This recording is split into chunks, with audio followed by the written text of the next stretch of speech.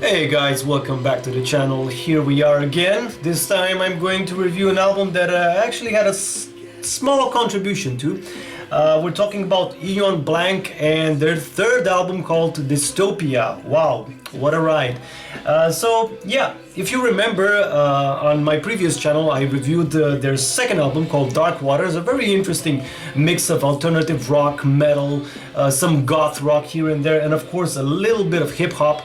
And here we are with their third album, back in 2015 after they finished the promotion of Dark Waters. Aeon Blank actually went and started writing stuff for the new album, which is this one right here, Dystopia. Alright, so moving along, let's get to the cover of the album, let's get to the artwork. As you can see, we have this big freaking eye staring at us, and a red star as well, a five-pointed red star. Now, I can imagine that probably the eye is referring to the eye of the, I don't know, the eye of Horus, the eye of the Illuminati, all these secret societies that are seeing everything and they're watching everyone and they're, in a way or another, deciding what everyone should be doing and thinking and whatever. And of course we have the big red star, which is representing socialist and communist ideology. And this is a very important thing because the band is from my home country, from Bucharest, from Romania. And as you probably know, a teensy bit of history, Romania used to have a rather negative experience with socialism and communism. It didn't go too well. And yes, from what I understood from the main composer, from Emil, when he actually invited me to record some vocals for this album as a guest, he's not only critiquing the dark past of communism, especially the one in my country, but also more recent developments that are coming from the Western world. Knock knock.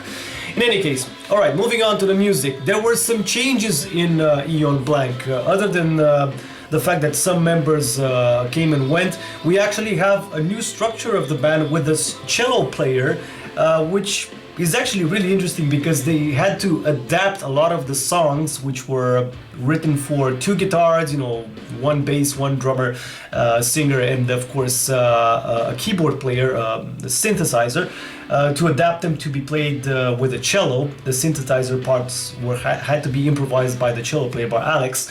And of course these new songs have this interesting twist in which we hear a lot more of a natural feel, even though the album actually can go into pretty wild territories, including elements of hip-hop and extreme metal here and there, because of my contribution on that particular song. In any case, moving right along. We have about 15 songs right here. I would say the album is a tad bit long for my taste. I usually prefer the albums to be a bit on the medium to shorter sides because my attention span is not that good. But I actually found the songs to be really engaging because each of them have a distinct twist to them. There isn't like a specific copy-paste formula of verse, chorus that you would normally hear from all these alternative rock bands. And for example, songs like Hate Speech have this nice driving riff and this almost half rap kind of vocals and a very powerful chorus. Songs like Propaganda also have a more edgier twist to them. Millennials, of course, it has also both of hip-hop and a more extreme metal twist because you have growling vocals and you have some of the rapping here and there. You also have a very poppy song called Flutural, which you have featured Ana Coman. And of course, you even have really epic songs like Only Our Enemies Leave Roses, or some that are more on the creepier side, Lolita, which is referring to pedophilia, and of course the infamous book and movie about that particular character that had a fondness for underage girls. Yeah. Anyway, I think it's a really interesting album. What I would like to be fair, there would be a specific thing that I noticed is again the presence of the cello, which is, I would say, subtle, but in some instances it's actually very obvious and it actually pops out of the mix. And if I would have to pick a favorite song on the entire freaking album, it would definitely have to be Only Our Enemies Leave Roses. This is also very important from a cultural aspect, because being from Romania and hearing about the anti-communist resistance after Romania was occupied by the Soviet forces, and the sheer tenacity with which these people actually tried to fight off an enemy that was impossible to beat is very emotional. What else I can say? Oh yes, here's the interior of the album, as you can see. So not just a picture on the screen for you guys.